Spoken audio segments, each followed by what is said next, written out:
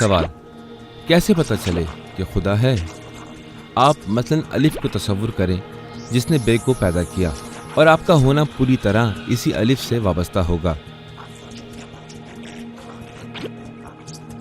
अलिफ को इल्लत और बे को मालूल कहा जाएगा।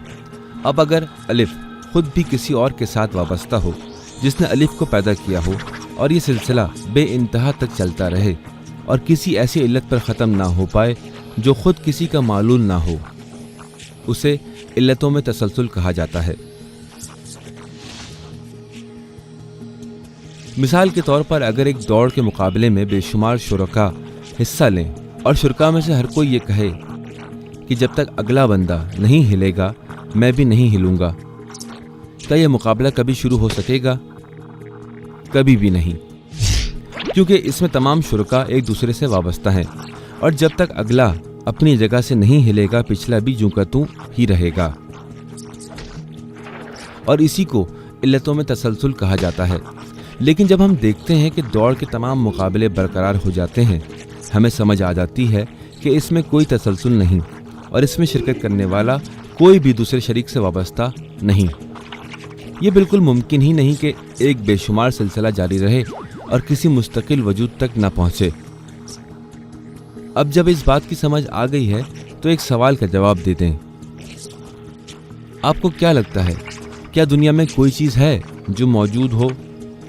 अगर आप ये कहेंगे कि कोई चीज़ मौजूद नहीं, तो हम आपसे कहेंगे कि खुद आप जो हमारे सवाल का जवाब दे रहे हैं क्या मौजूद हैं या नहीं? अगर आप ये कहेंगे कि मैं मौजूद हूँ, तो इसका मतलब है दुनिया में कम से कम एक मौजूद वजूद रखता है। लेकिन अगर आप ये कहें कि मैं मौजूद नहीं हूँ, तो दो बड़े मसले बनेंगे। पहला ये कि अगर आप मौजूद ही नहीं तो बात कैसे कर रहे हैं।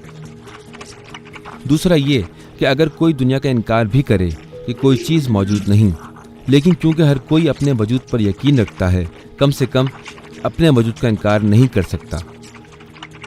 अब अगर हमारे सवाल को आप मुस्बत जवाब दें और कहें कि जी हाँ, दुनिया में कुछ न कुछ मौजूद है, फिर हम आपसे पूछेंगे कि फ़लाँ चीज़ जिसकी मौजूदगी आपके लिए यकीनी है, क्या किसी ने इसे पैदा किया या खुद ब खुद पैदा हो गई?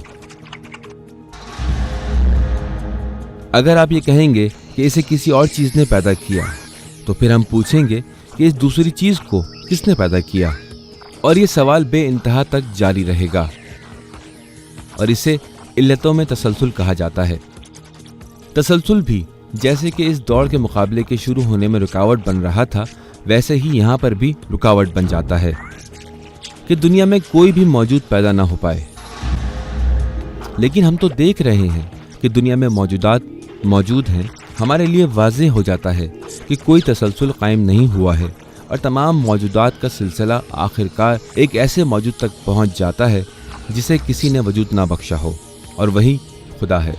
अगर आप ये कहेंगे कि वो चीज़ खुद ब खुद पैदा हो गई है और किसी दूसरी चीज़ ने उसे पैदा नहीं किया, इस सूरत में पहली बात तो ये है कि आप ये मान चुके हैं कि कोई ना कोई मौजूद वजूद रखता है, और दूसरा ये मान लिया कि उसे किसी ने पैदा नहीं किया, और इसी को हम खुदा कहते हैं।